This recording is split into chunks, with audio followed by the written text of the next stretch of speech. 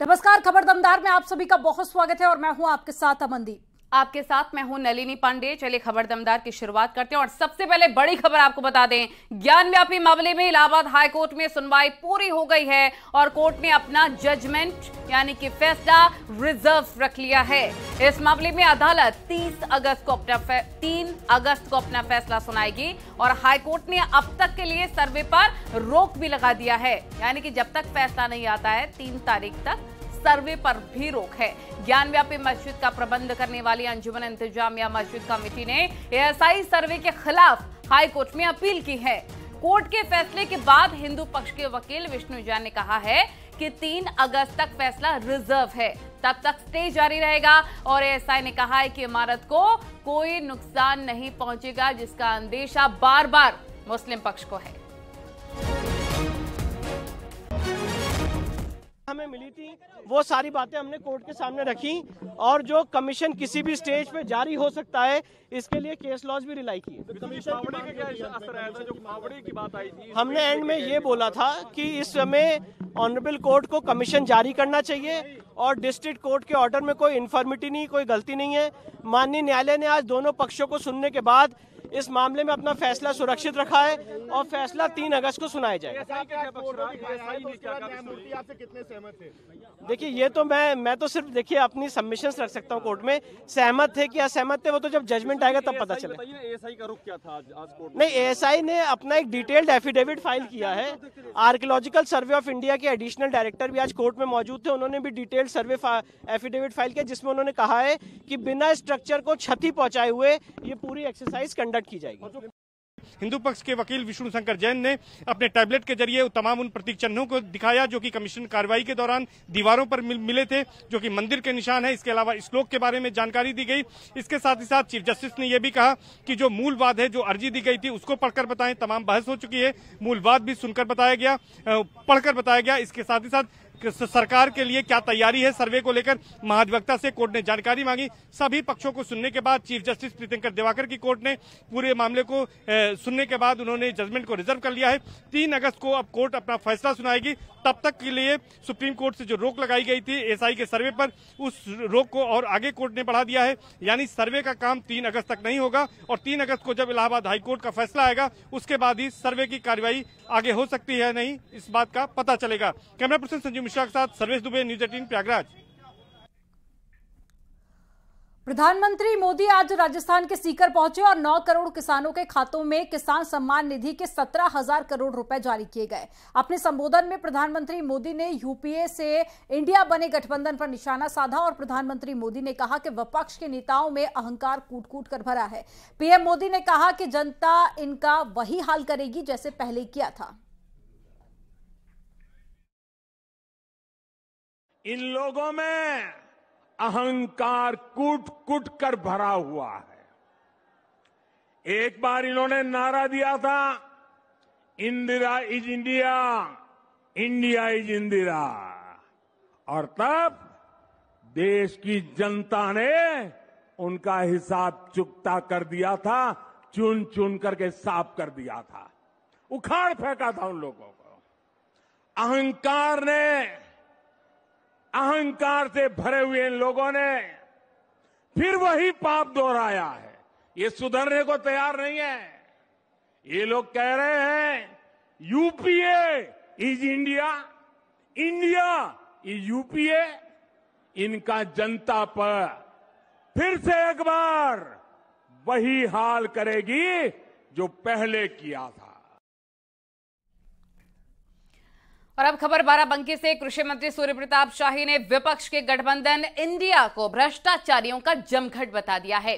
शाही ने कहा है कि इंडिया से जुड़े नेताओं को जनता से कोई मतलब नहीं, जनता इंडिया को खारिज कर देगी।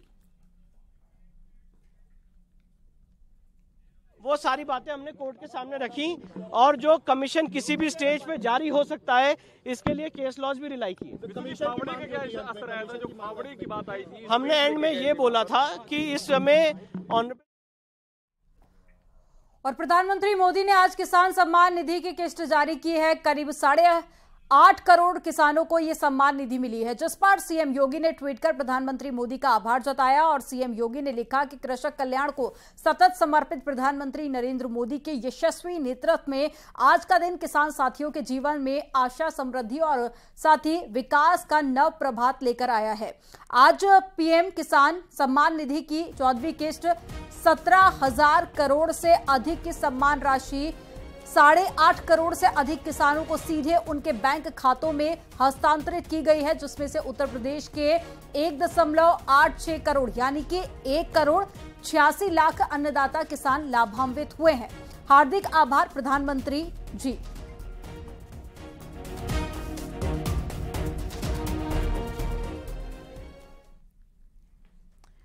तो 31 जुलाई और 2 अगस्त को यूपी के एनडीए सांसदों संग पीएम मोदी मीटिंग करेंगे और ये बैठक 2 हिस्सों में होने वाली है।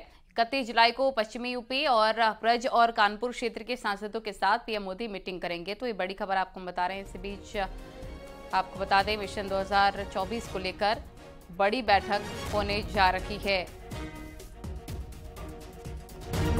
बैठक 2 हिस्सों में होगी। 31 जुलाई को पश्चिमी यूपी और ब्रज और कानपुर क्षेत्र के सांसदों के साथ पीएम मोदी मीटिंग करेंगे, जबकि 2 अगस्त को काशी, गोरखपुर और अवध क्षेत्र के सांसदों के साथ मीटिंग होगी।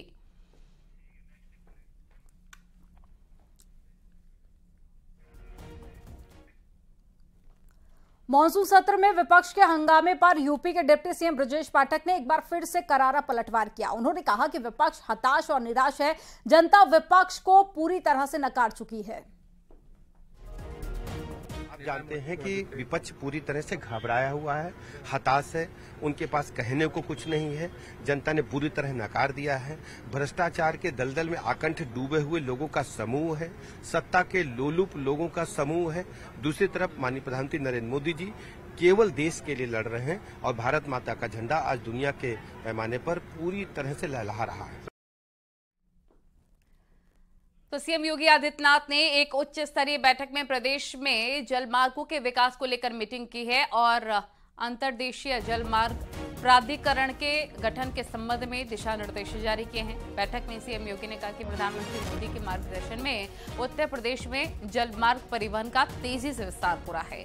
प्रयागराज के हल्दिया तक राष्ट्रीय जलमार्ग क्रियाशील है और अंतर्देशीय जल परिवहन में यात्रियों और कारगो दोनों के लिए परिवहन के एक साधन के रूप में प्रदेश में अपार संभावनाएं हैं। इसका विस्तार किया जाएगा।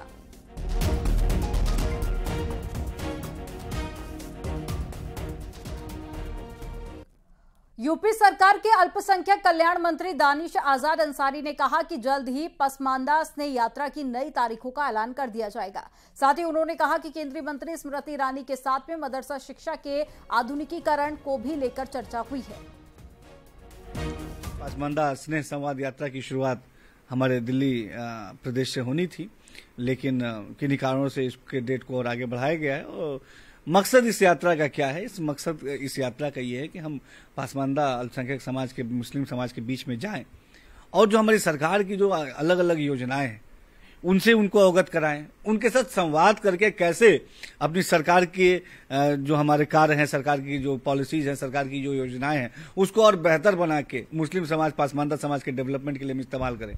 देखिए, हमारे सरकार का साफ मकसद है कि हमको प्रधानमंत्री जी के नेतृत्व में, उत्तर प्रदेश में हमारे मुख्यमंत्री जी के नेतृत्व में हमको जनता की सेवा के लिए काम करना है। और खासतौर पर जिस पसमानदा समाज को हमेशा सपा, बसपा, कांग्रेस ने वोट बैंक की तरह इस्तेमाल किया, जिस पसमानदा समाज को हमेशा गुमराह रखने का काम किया, विकास से दूर रखने का काम किया, जिस पसमानदा समाज के शिक्षा के लिए, रोजगार के लिए, उद्योग के लिए सपा, बसपा, कांग्रेस ने कभी कोई चिंता नहीं की, उस पसमानदा समाज के उत्थान की बात हमें कहनी ही नहीं है, धरातल पर करनी भी है।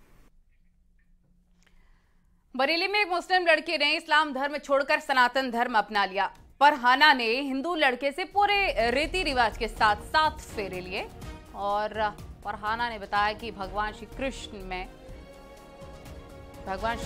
में शुरू से मेरी आस्था थी और मैं अपने घर में छुपकर भगवान श्री कृष्ण की पूजा किया करती थी। इसके बाद मेरी दोस्ती वीरेंद्र कश्यप से हो गई और बाद में हम दोनों राधा रानी के मंदिर घूमने गए और वहीं हमने साथ जीने और मरने का फैसला ले लिया। फरहाना ने कहा कि अब मुझे 3 तलाक और हलाला का भी डर नहीं है।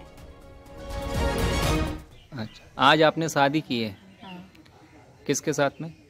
वीरेंद्र कश्यप। वीरेंद्र का हिंदू रीति रिवाज से। अच्छा, कब मुलाकात हुई थी आपकी?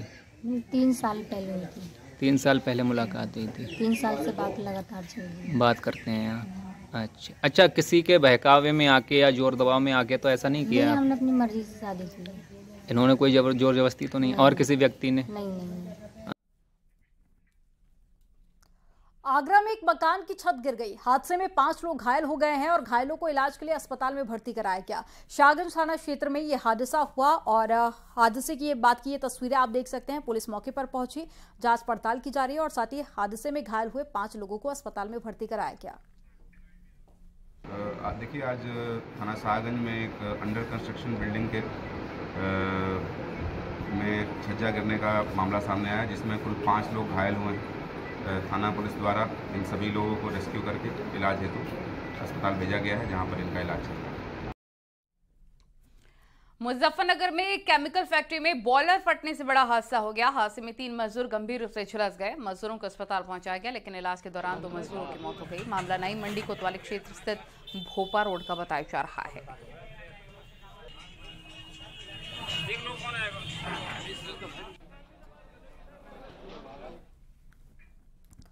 खबर संत कबीर नगर से है, जहां शहर कोतवाली क्षेत्र के कलेक्ट्रेट में वकीलों ने डीएम को कार्यालय में 6 घंटे तक बंधक बनाए रखा। डीएम कार्यालय के गेट पर ताला जड़ा रहा और वकील तहसीलदार को हटाने की मांग कर रहे थे। शहर कोतवाली क्षेत्र के कलेक्ट्रेट का ये पूरा मामला।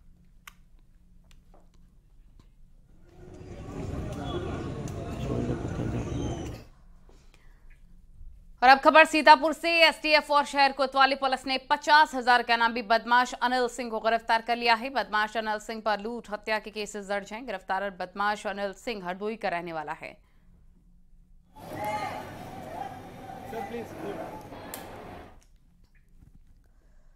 आगरा पुलिस ने शातिर वाहन चोर और साथी 50,000 का इनामी बदमाश सुधान सिंह को गिरफ्तार कर लिया। सुधान सिंह और साथी उसका गिरोह चंद सेकंड के अंदर लग्जरी गाड़ियों की चोरी करता था। गिरफ्तार बदमाश पर 51 मुकदमे पहले से दर्ज हैं।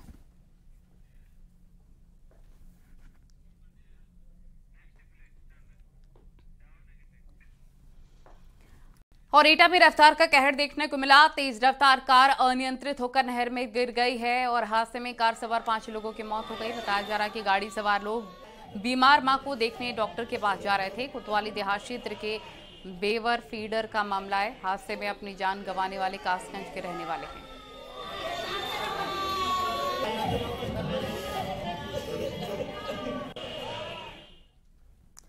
सहारनपुर में जान जोखिम में डालकर स्कूली बच्चों का नदी पार करने का वीडियो सामने आया था। स्कूली बच्चे और साथ ही गांव के लोग नदी में बने रपटे से जान जोखिम में डालकर स्कूल जा रहे थे और बेहट क्षेत्र का ये वीडियो बताया जा रहा है। आपको बता दें कि पहाड़ी और मैदानी क्षेत्रों में हुई मूसलाधार बारिश के चलते सहारनपुर में छोटी बड़ी सभी नदियां उफान पर हैं।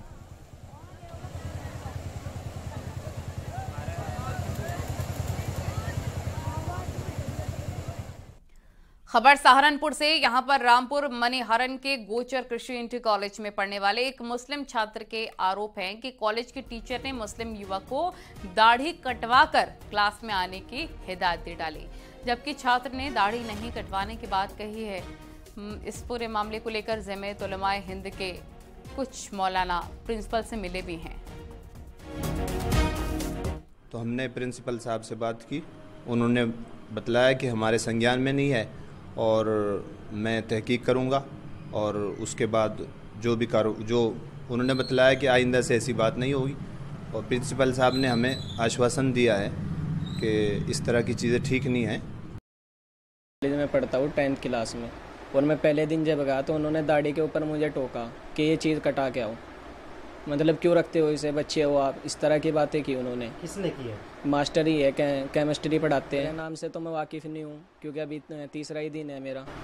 और फिर मैं दूसरे दिन गया तो उन्होंने फिर भी टोका, दूसरे मास्टरों ने टोका कि ये बच्चों के लिए सही नहीं है, कॉलेज में इस तरह की अलाउ नहीं है। इसकी शिकायत प्रिंसिपल को की कि नहीं की? नहीं, मैंने नहीं की। इस वजह से कभी मैं धमका के भेज दे मुझे गुरुजी की इस बात से बहुत तकलीफ हुई क्योंकि उन्होंने सबके सामने कहा। और खबर गाजियाबाद से है। चर्चित अजय कटारा की हत्या के प्रयास मामले में डीपी यादव समेत सभी आरोपियों को कोर्ट ने बरी कर दिया है। एमपी एमएलए कोर्ट के न्यायाधीश नेत्रपाल सिंह की अदालत ने सबूतों के अभाव में बरी कर दिया। जुलाई 2007 में गाजियाबाद के थाना साहिबाबाद में मुकदमा दर्ज हुआ था। अजय कटारा ने थाने में जहर देकर मारने के प्रयास में मुकदमा दर्ज कराया था। अजय कटारा नीतीश कटारा हत्याकांड के मुख्य गवाह हैं।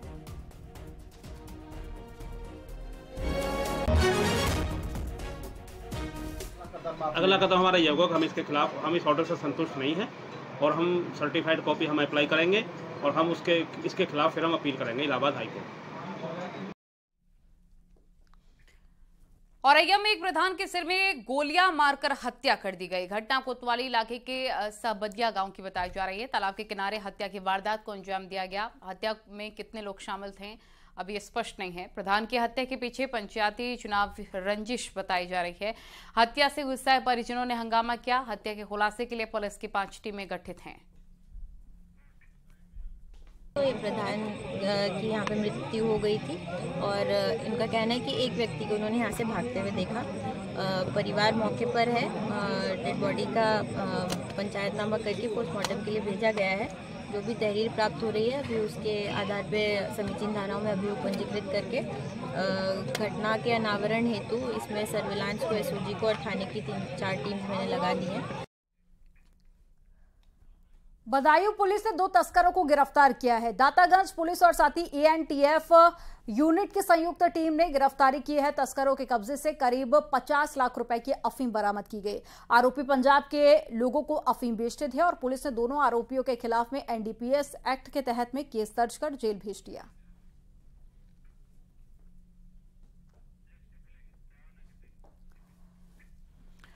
आगरा के ट्रांस यमुना इलाके में बने एक कागज के गोदाम में अचानक से आग लग गई। सूचना मिलने पर थाना पुलिस के साथ फायर ब्रिगेड की टीम मौके पर पहुंची। कड़ी मशक्कत के बाद आग पर काबू पाया गया। आग लगने का कारण शॉर्ट सर्किट बताया जा रहा है।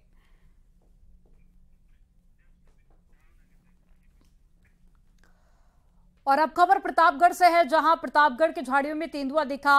बागराय थाना के नेवड़िया गांव का है ये मामला, जहां पर बागराय इलाके में नहर के पास में झाड़ियों में तेंदुआ घूमता देखा गया। ग्राम प्रधान ने वन विभाग और साथ ही आला अफसरों को इसकी जानकारी दी।